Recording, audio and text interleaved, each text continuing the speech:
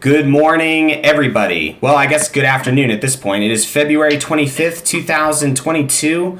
I am joined by my co-host, Chad Cummings, and we are the Squawk podcast, where we break down everything Ravens. It's currently the offseason, so this is when stuff gets really great. This is the time of year. I don't know about you, Chad, but this is the time of the year I actually really enjoy all of the deadlines that get hit and what teams do to kind of build a philosophy and a culture in a football team. Is this your favorite time of the year?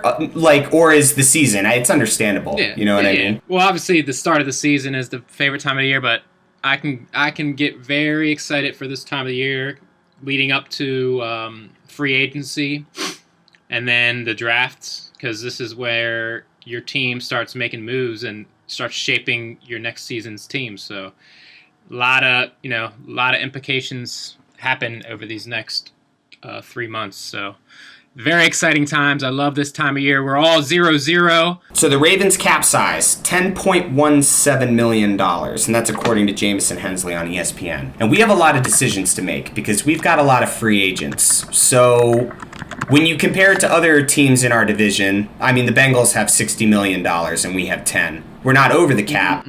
But we don't have a whole lot of room to maneuver around. I have some cut candidates. One I think is pretty obvious. We signed Alejandro Villanueva. We ended up paying $8 million in guaranteed money, and I think it was an unmitigated disaster. We can't justify bringing that guy back, right? Now that Ronnie Staley's back and he played poorly at right tackle as well. Like, what do we do with this guy? He had a rough start at right tackle, paying him $8 million a year. I think you got a good call on that. I think he is potentially a cut casualty for sure. The biggest thing pressing is this deal with Lamar. Do they let him play on the fifth-year option, or do we extend him? Last year proved that we need to get younger at that position. I mean, we got him because we traded Orlando Brown. He forced his way out of here. He wanted to be a left tackle. Made more money. That's his dad's position, and he knew he wasn't going to overthrow Ronnie Stanley here. We got a first-round pick out of that, getting Oweh, so that was cool. But that left a glaring hole on our offensive line. If we need to pay somebody else that's younger on the free agent market, that I'm not sure about the right tackles on the free agent market at the moment, but I think I'd rather pay someone that, if we're paying someone that price, it needs to be a younger guy. Yeah, or get a guy in the draft. That's the optimal thing for sure. Yeah, if we can get somebody in the draft. I don't know how deep the tackle market is in the draft this year. I think we have like 6 fourth-round picks. Use those, maybe jump up to pick up a good tackle. But yeah, I'm with you, man. I think he needs to go. Whenever a team is in your division is willing to give you a guy who has been like a mainstay in their offense but is a little bit older, I think that's a signal that, like, hey, if you're not desperate for a guy at this position, I think it means that they know they can get a better option, and they have no problem trading them to a team where they may potentially see them 2 times a year. They do see them 2 times a year in the division, right? I don't think he was traded. I think he was cut. Yeah, but still, I mean, the fact that they didn't fold him into a trade, if they thought that they could get value out of him. When we picked him up after I was like, yeah, Steelers cut him. That's a sign that his days are over, in my opinion. And then we picked him up, and I was like, oh, shoot. And we must have been pretty desperate, and we were. He's just an older guy. Injuries pile up. Hey, I mean, he's played his whole career in the AFC North. You're going to be battle-tested. You're going to be beat down a lot. Especially if you play at a high level like he had been doing for years prior in Pittsburgh. Like, he did play at a very high level. He was one of the best left tackles in the game at that point. It would save us $6 million in cap space to cut him. Okay. Which is why I sort of picked him as like a good cut candidate. Trayvon Young. So he would save the Ravens. I think it's a little bit less than $6 million in the cap if they cut him. We would be able to get a lot of value out of that from letting him go. I don't think they should. Personally, I like Trayvon Young. I like what I saw from him. He was part of the Jack Doyle play where we were calling Jack Doyle a scumbag because he shoved Trayvon Young and Trayvon Young wouldn't take it and he took the penalty instead. So he's got a little pop in him. He's got a little fire. Every time he was out there, I felt like he made a couple good plays a game. Like we need DB depth, I think. That was painfully obvious last year, and he's young. He's not that old. I say we keep him, but $5.75 million you could save to get a Lamar contract done. I don't know.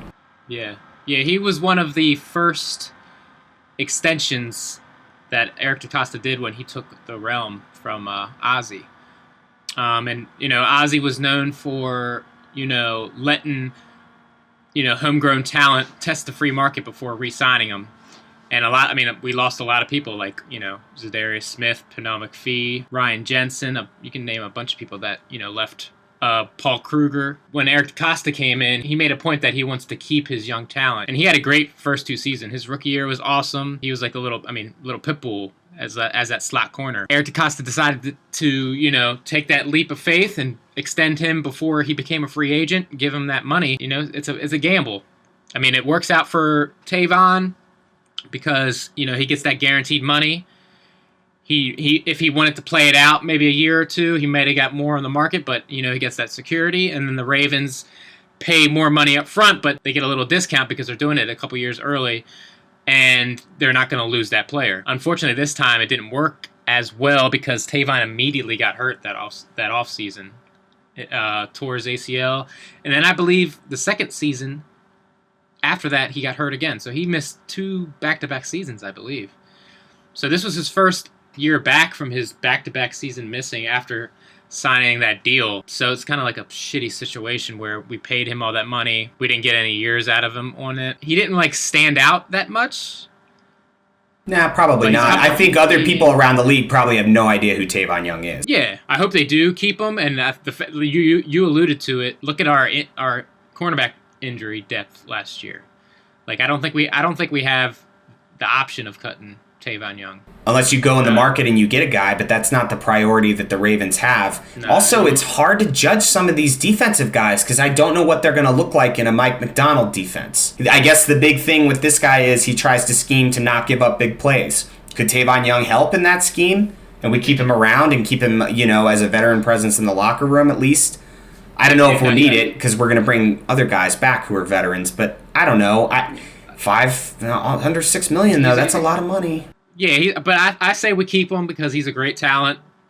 Last year was his first year back after back-to-back seasons of not playing, but I believe he can get back to his pre-injury self, and we need cornerbacks. So I think he stays. Yeah, I think so too. The other guy that I had as a cut candidate, Miles Boykin. He caught 1 catch this year for 6 yards. If they cut him, they'd save about $3 million in cap space. And I just think the room is packed. I think you have so many guys in there. We don't know what's going to happen with a guy like Sammy Watkins. We don't know whether he's going to be back or not. We're going to talk about him here in a bit. But I just don't see where Miles Boykin fits in this offense anymore. I had high hopes for him, but I just don't. I think it's too crowded now. What do you think? When we drafted him, I was very excited because he's that big receiver type guy, an athletic big guy. And it just hasn't worked out. They went real small in the drafts after him. The 2 years ago they got Prochet and Duvernay, Rashad's average size, and then they got Wallace, who's a smaller guy too. I want to say we need a big guy. You need that big explosive type player. Like you said, he rarely got any playing time last year, just special teams most of the time. So yeah, I think he, especially with all the draft capital we have this year, I don't think there's a chance he's on the team next year. The wide receiver market this year is very, very interesting. Mm-hmm. So there's a lot of guys out there, like Christian Kirk from the Arizona Cardinals. I like Christian Kirk. I liked him 2 years ago when Arizona was still trying to fit their offense together. I saw a couple games with him where I'm like, yeah, I could see it. He could be a number 2 or a number 3. Michael Gallup from the Cowboys is on the market. Juju Smith-Schuster, who we were in negotiations with last year, is again coming up on free agency. So there's a lot of guys out there. Is the Lamar contract, are they so worried about getting it done that it hamstrings them in getting other positions addressed? Because I still think wide receiver is an issue for this team. I still think that we could go out and maybe get a guy in free agency. I would love a Michael Gallup or a Christian Kirk on this team. I think they'd fit right in. Do you think that that's something they should focus on? I know it's not a priority, but maybe make a play at least of one of these guys in case another negotiation goes south? I think we need another receiver. especially if Sammy Watkins doesn't come back. Because, yeah, we signed him for a 1-year deal, so he's a free agent again. I really like Michael Gallup. He's in a crowded situation in Dallas, with Cooper and CeeDee Lamb. Like, Gallup could potentially be a pretty good, like a 1B, like a 2A type guy next to Rashad. I wouldn't be surprised if they do test the market again this year like they did last year. Because Sammy Watkins was like, their backup plan basically, because Juju said no apparently. The Giants paid Kenny Golladay like way too much money, so we weren't going to pay that kind of money. So I think we do test the free agent wide receiver market. I think we need that bigger body type. I mean, we got a lot of small guys. They put a flyer out. I mean, Devonta Adams is a free agent, but I didn't put him in there because it's like he's going to be worth so much money. I don't think the Ravens could afford to pay him with our cap situation right now. Allen Robinson is another guy. Allen Robinson is out there, yeah, and he's another guy. I actually mentioned him earlier. We had a couple podcasts ago where I was like, Allen Robinson is on the market. But I don't know. He's coming off of an injury in Chicago, I think, and that kind of scares me. It doesn't help your offensive scheme either. I've talked about Greg Roman and how I hate how we have receivers that are doing crossing patterns, and you have 4 receivers, 2 on one side, 2 on the other, doing a crossing pattern and running into each other. A lot of Greg Roman's passing schemes are like that. And it just like, it drives me crazy. I mean, there was a game this year where 2 guys collided in the end zone. If you got a bigger wide receiver, does it change Greg Roman's play calling when it comes to passing the ball? I don't know. I don't have an answer for that.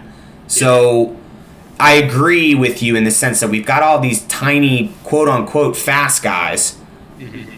And we're trying to imitate, Stephon Diggs, and we're trying to imitate Tyreek Hill and all this. But, if they're never open, what's the point of having a guy with 4.3 speed if you can't get him open with scheme? And I think that's something Andy Reid does extremely well and has done extremely well at a very high level for decades. $2 million against the cap. I think Miles Boykin is gone. He's had 3 years with us, and he hasn't done much. Maybe he gets another opportunity somewhere else because I think he's talented. He's what teams are looking for. Big target. It's not like there aren't things there with Miles Boykin. It just never really materialized in this situation. So maybe a change of scenery does him some good. Those were the list of the guys. Anybody else that you can think of? Yeah, some people were talking about Marcus Peters, but I'm like, they're going to give him an extension. We need Marcus Peters. What? That's an extension. That's a dude you keep. Did you see what our defense looked like last year? Marcus Peters sometimes drives me fucking crazy because he'll go and he'll make a play. For every play that he makes, in 2019 he intercepted Russell Wilson. You remember that? It was like the first game he played and he took it back to the house. Yep. And I went ballistic. I saw a lot of that kept happening, and I wonder if that's just like a defensive back philosophy now.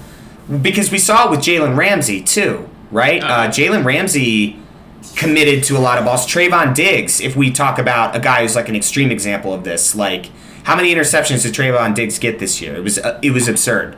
But he also gave up a shit ton of yards in pass coverage because he was always biting on the ball. And it's the same sort of thing that I have with Marcus Peters. But it is undeniable when that guy is on defense, and it's undeniable the impact that is felt when he is out of the lineup. I say give that guy an extension. They should be working on that. Who are these Ravens fans? We need to have a talk. Next group of guys we're going to talk about are guys who are going to be hitting the free agency market this year. There's a lot of them, actually. Let's start with the guy that everybody's talking about, Bradley Boseman. They're saying that he's going to be asking for a decent amount of money, probably $10 million plus. They're already in talks with him. But there was a news report that came out today that the Bengals were interested in Bradley Boseman as well. They could definitely outprice us, so it's all about if they're really interested. They need offensive linemen. He's versatile. He can be a center. He can be a guard. The versatile players are, highly regarded too, He's a really good, Raven. He's a good dude. He's a good locker room guy to have around and for, the community, so I hope we keep him. But hey, Cincinnati, like you said, they have six times the amount of cap space that we have. I think they should keep this guy. Because what are your other options, too? Yeah. I agree with everything you said. Character's great. Good fit in the locker room. He's a reliable center for Lamar Jackson. He's accustomed to the run system. And I don't like offensive lines getting shaken up too much. I didn't like it with the Chiefs this year. We saw that they kind of had pass protection issues because their line was shaken up. We saw how that went. I just don't like instability on an offensive line. And there are certain guys that I think Boseman would provide that at center. Zietler, who we picked up last year from the Giants, I thought he had a great year this year. Right tackle's an issue. Left guard is an issue because I don't like Makari there. And then obviously Ronnie Staley, when he comes back, that'll be fine. But keep your center, and build around that. He's already got continuity with the offensive line. I think he's a keeper. I think we want to keep him, but it might be a matter of who pays more. You can't fault the guy for, taking the best deal possible. C.J. Mosley did it a couple years back. Every year teams lose players because someone else wants to pay them a bootload of money. Calais Campbell said he's not going to retire this year. He's going to come back and he's going to play another year of football. He was relatively productive this year. When you look at, and that's not saying much from a Ravens defense that was lackluster this year, but he definitely had a presence on that defense. I think they keep him. Calais Campbell's a Walter Payton Man of the Year award winner. It's on his jersey every game day. I think NFL teams, especially small market ones, I think they like having those guys on their team because it gives them a little bit more exposure it's almost like saying we have a really great guy on our team that the league has recognized as a guy who is an all-around standout character. He's had a couple commercials, NFL commercials, where he's wearing a Ravens jersey and stuff like that. I think that's branding for a team. And I think Calais Campbell is a good representative of that. People are probably saying, like, Ben, what the fuck are you talking about? Like, that has nothing to do with what he does on the field, right? And people shouldn't care as long as he's good on the field. But the government and politics major in me thinks that having one of these guys on your team gives you some street cred as an organization. That's leadership, good locker room. If you have young guys on the team, it's a good mentor. You're a professional to show these younger guys how to be a pro coming out of college. So those type of guys are highly sought after just because, not because they're a Walter Payton winner, but because teams know that they're a good leader. Leaders are very important in the sports world, especially football.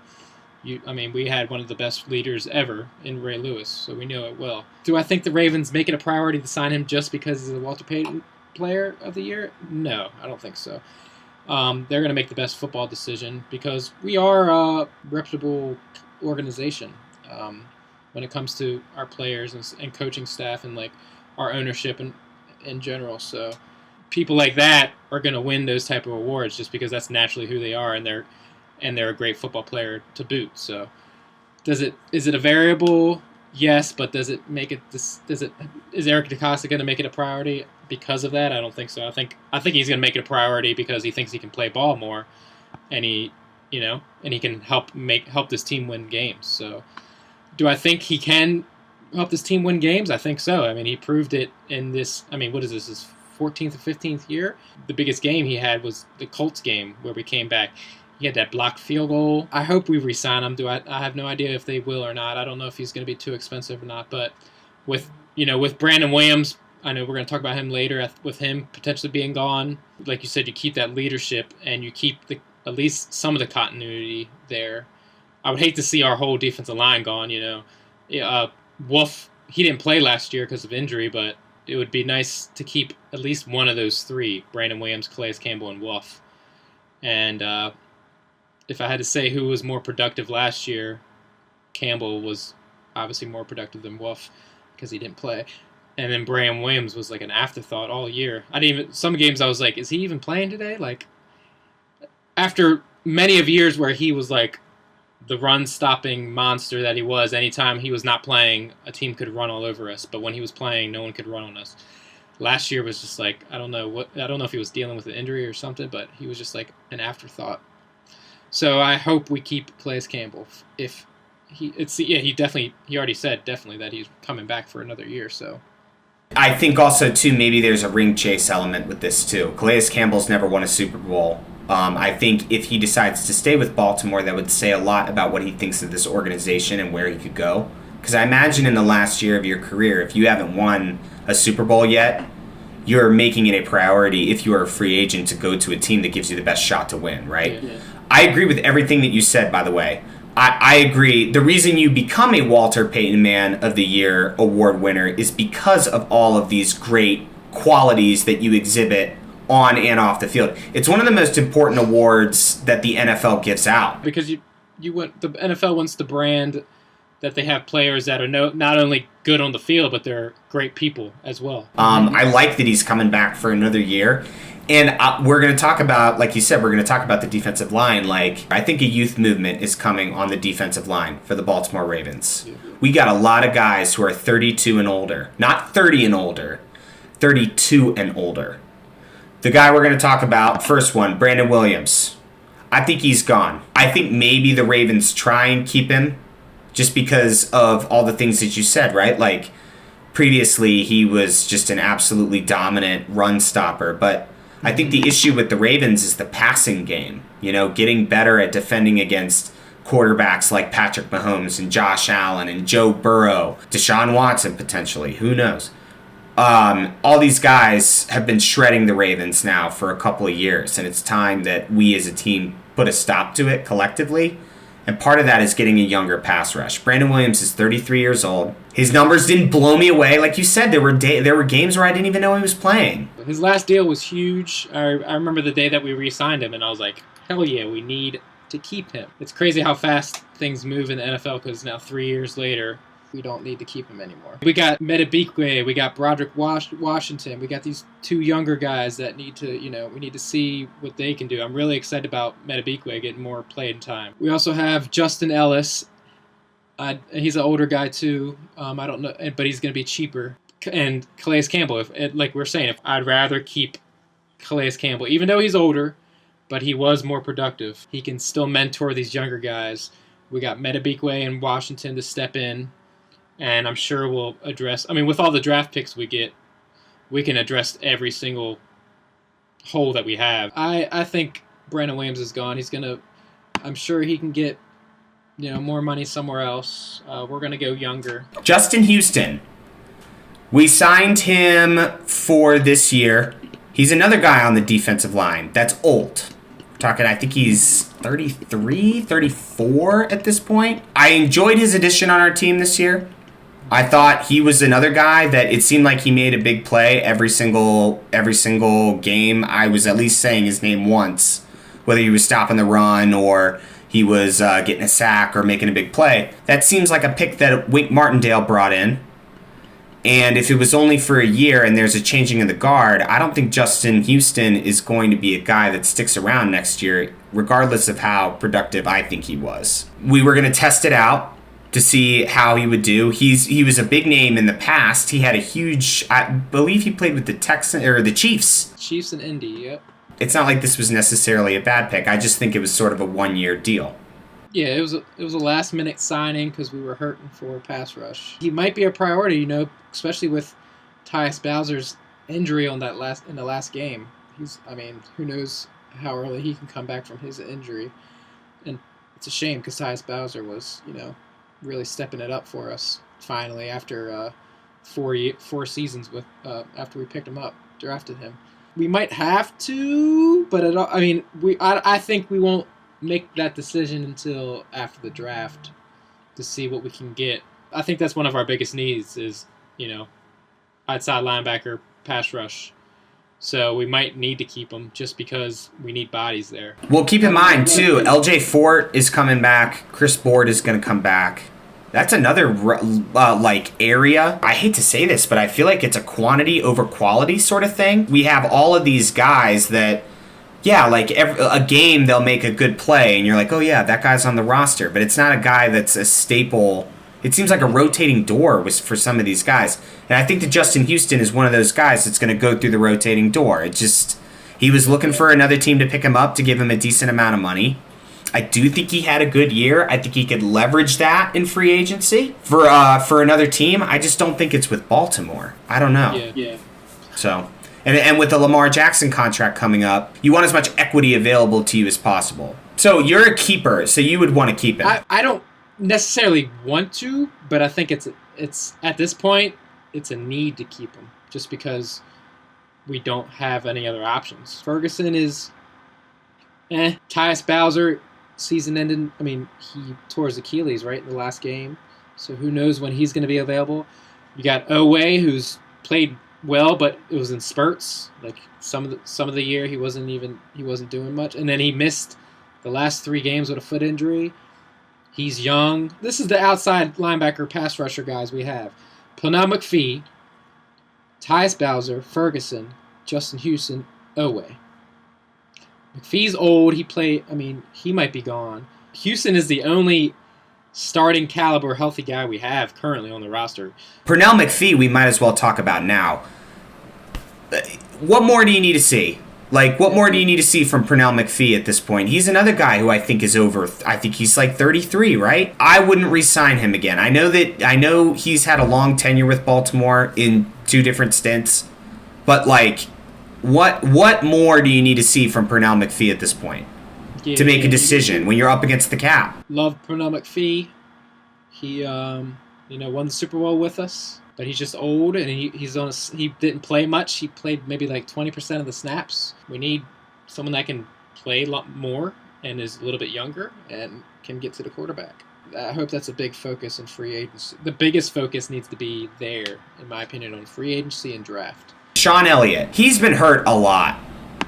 And I think he's going to command a decent look in the market. I think he could go somewhere else, and I think he's young enough where teams justify picking him up. He's only 24. Played well in spurts, but drove me crazy sometimes. He got injured at the end of last season. What do you think? Is he a keeper or a goer? I think he leaves, and I think he leaves of his own volition. I think he goes to try to get money somewhere else. I hope we re-sign him. I want to keep the re-signing of Tony Jefferson. He's 27, 28. He's an older guy. Him being a rotational guy is more plausible than being a starter. Chuck Clark, he made some plays at the end of the season to make up for some of the mess-ups he had earlier in the season. Deshaun Elliott is the best safety we have in our team right now, so I'd rather keep him than lose him. There are some safeties on the market. Jesse Bates, who plays for the Bengals, he's a free agent this year. He was the guy in the Super Bowl who picked off Matt Stafford in the end zone, because Matt Stafford was trying to go cowboy, and it didn't end up going very well.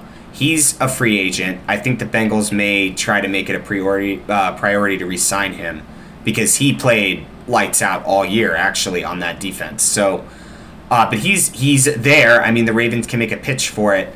I worry with his injury history. I mean, he's been hurt a lot in his career, and at 24, young people, I know this is a contact sport, and I know that it really wrecks your body in a lot of ways, right? And the NFL has been criticized here recently for some of these things. 24 still is really young to be getting hurt. I mean, and having a injury history that is traceable.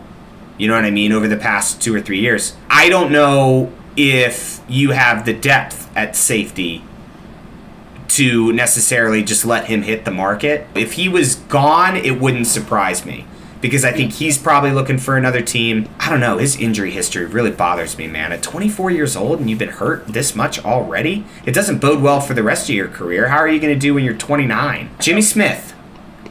I think he stays. I think he takes a team-friendly deal, probably. Maybe he takes a pay cut. Everyone loves him on the Ravens. He's also had injury issues in the past, but I think they keep him. I think he could be a cool little hybrid, He'll be a backup to, Humphrey or Peters if they go down. And he can also play a little safety potentially. And I think that they're going to make it a priority to get him back. Like I said, maybe he takes a pay cut, though, because the Lamar Jackson contract stuff is looming large on this team, even if they do pick up the 5th-year option. These mid-market and small-market teams have to start planning that stuff way in advance. You know what I mean? The Buffalo Bills were willing to pull the trigger on Josh Allen because he showed results. I mean, getting to an AFC Championship game I think they had seen enough, and they had been through a rough stretch when it came to quarterbacks. So I think that's why that deal got done so quickly. But with Lamar Jackson, it's sort of looming over this team, and it really affects leverage position, really, when it goes into some of these negotiations. So I agree. I think they keep Jimmy Smith. He's a good guy, too. You know, he's been a solid stand-up player for our organization for a long time. Do you want to talk about Jefferson real quick? Jefferson played really well going down the stretch. In the last couple of games, I thought he played pretty well. Since he's in the room, they've got a new D coordinator and they re-signed him. That means that they're probably going to use him. They see some sort of value in this new defense they're going to roll out. I think it's a good signing because you don't know what your safety position is going to look like going into next season. You know, if Deshaun Elliott leaves, you know, maybe this is also a move from the Ravens where it's like, okay, if we lose Deshaun Elliott, we should keep as many safeties on the roster as possible. And maybe they're willing they were obviously willing to pay Tony Jefferson the money to stay. So do you like the move? I think it's good. Yeah, no, he definitely showed out when he came back to us. He played really well against Cincinnati. In the play, they didn't use him until like the second half, but he made some big plays, and then he played really well against the Rams too. He made that one shoestring tackle, that fake toss play that Odell Beckham to Sony Michel. He came back, it seemed like, with a vengeance to prove himself. That was when we were depleted for defensive backs, and that was the COVID game against Cincinnati where like 8 of our players had COVID, so we needed to pick up somebody. Jefferson had a history with us. We picked him up, and he showed out, and he got another year contract with us out of it. So I was happy about it. We picked him up in December. It's not like he played an entire season. We re-signed him to the practice squad on December 13th, and then January 8th, he was promoted to the active roster. It's not like he had a whole lot of time to prove anything, you know what I mean? He had a season-ending injury. They chose Earl Thomas over him coming back from a torn ACL, so they weren't going to pay 2 starters after. We paid Earl Thomas a lot of money. Yeah, look how that turned out. God, what do we know? Exactly. Do we know what happened to, or is Earl Thomas like? What is he doing right now? We cut him because he was fighting, right? Right. Exactly. Right? And then he didn't have a great year. He had a decent year, and he didn't have a great year. And then the fights, he was having fights with everybody. Punched Chuck Clark. And then he posted on social media some of the film of our practice, which is that's a big no-no. And he was having orgies with his brother. And then, that's so weird, man. Listen, dude, I've heard a lot of shit, right? I've heard a lot of things in my 30 years of life, and I'm still young, and that was just outlandish. I was like, what? Crazy.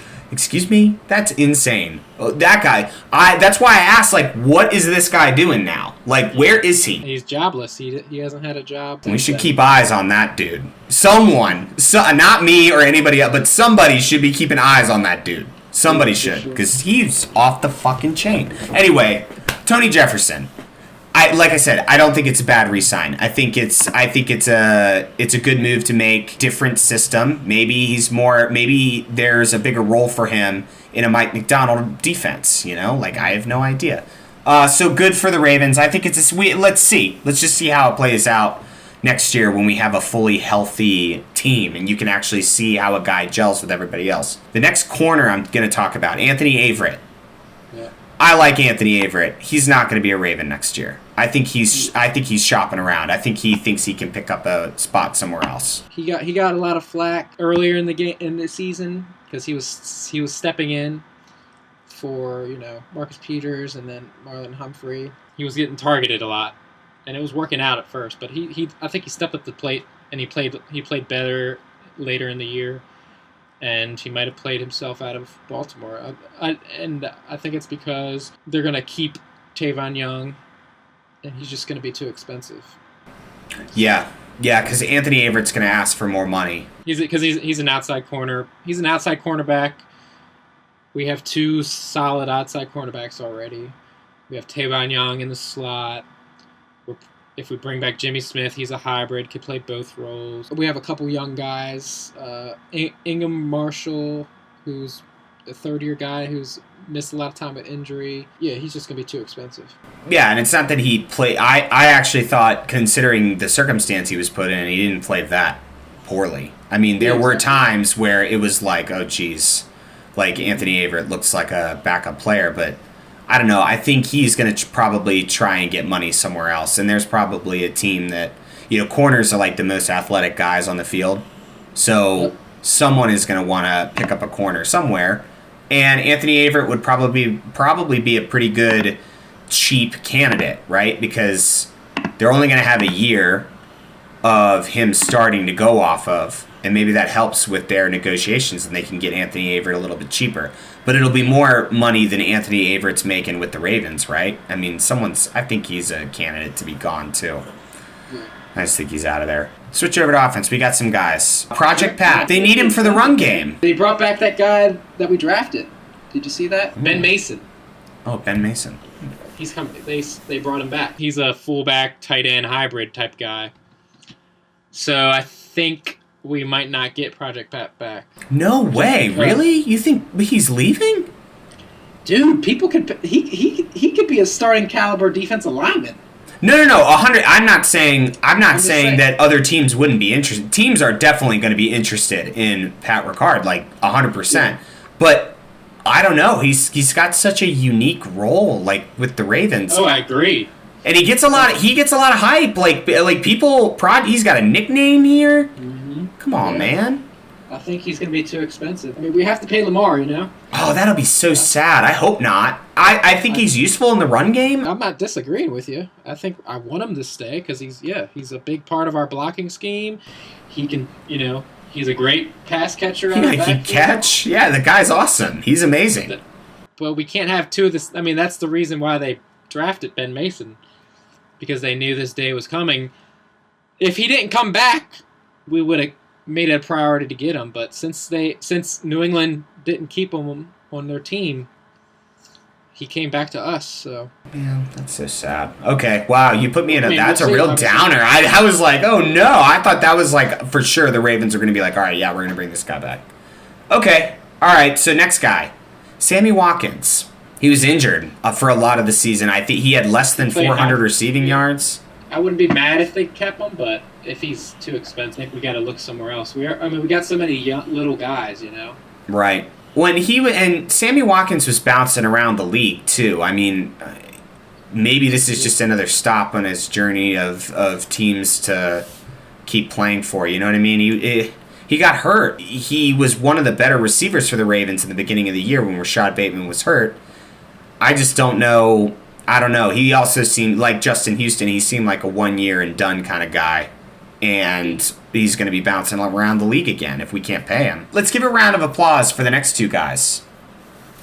Latavius Murray and Devonta Freeman are free agents. Neither one of them is coming back. Could you make an argument for Devonta Freeman? He played admirably enough this year, but he was a guy that was bouncing around. His best years are probably with the Falcons. I guess my question is, would you look at either one of these guys and say, oh, I could justify maybe coupling him with J.K. Dobbins and Gus Edwards in the backfield? No, because he's not. I doubt he's going to want to be a third back. Even though they played well. They were great fit-ins for sure. Murray had a great last game against the Steelers. We got our guys J.K. and Gus back. All right. Well, I made an argument. Maybe. I'm sure we'll draft somebody because I don't know. I think what's his name, Justice Hill. I don't know about him.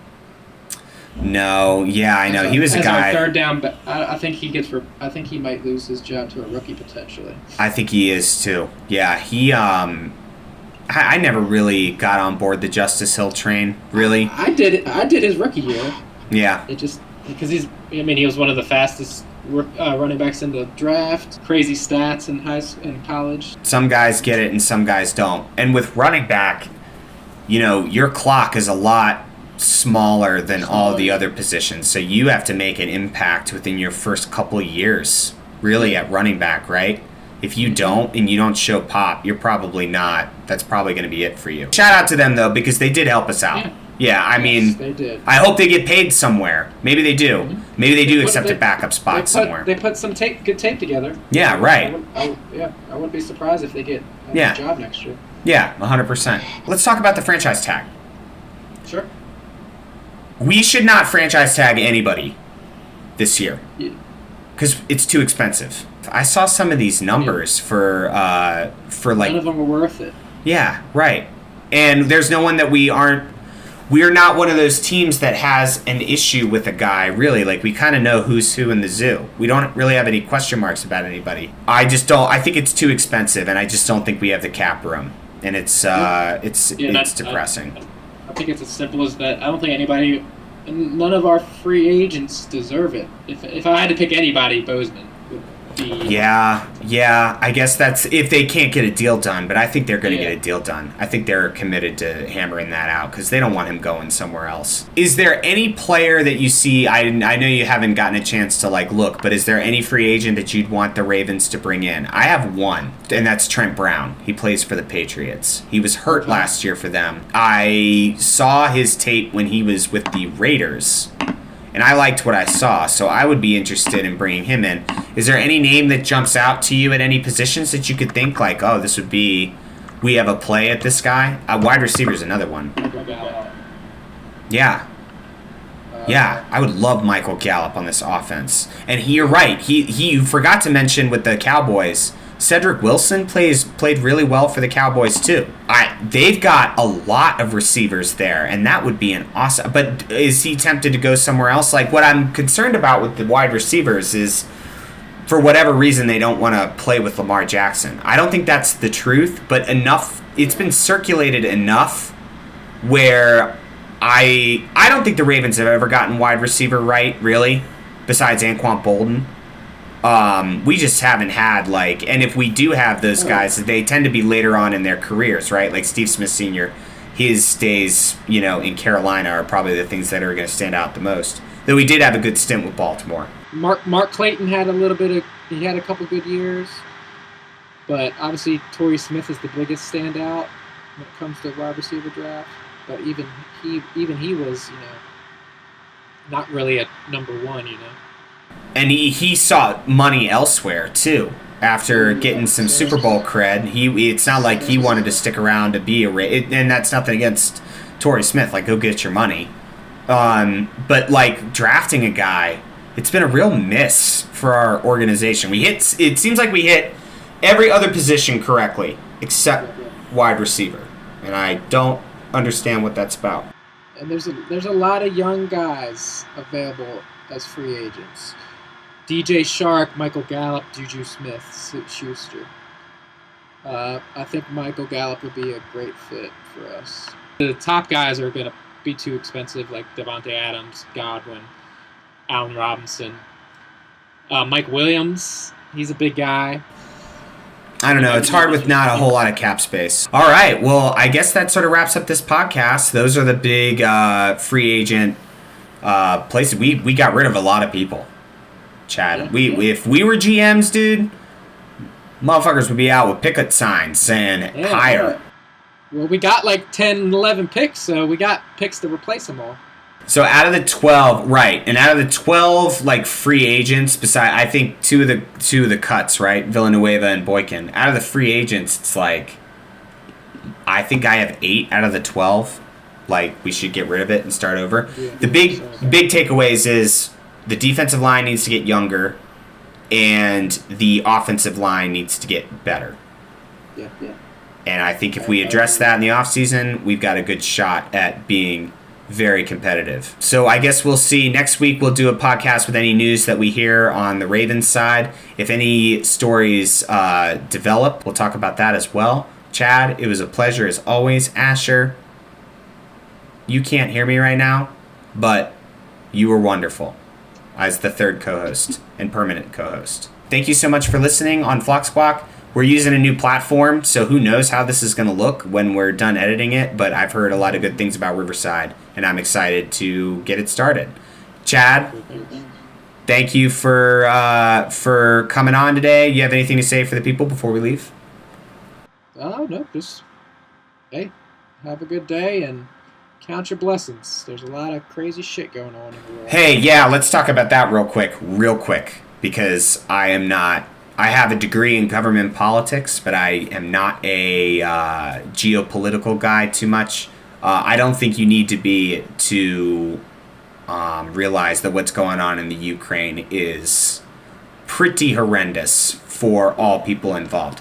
So our thoughts and prayers go to the people of Ukraine. I really, what can you say? I hope that it's resolved quickly, efficiently, and in a way where we don't see any catastrophic loss of life. That's never good. Yeah. We're all in this together, Chad. When are people going to learn? Take it easy, everybody. We'll see you next week for Flock Squawk and hopefully some news that comes out and some movements that happen. Caw, everybody.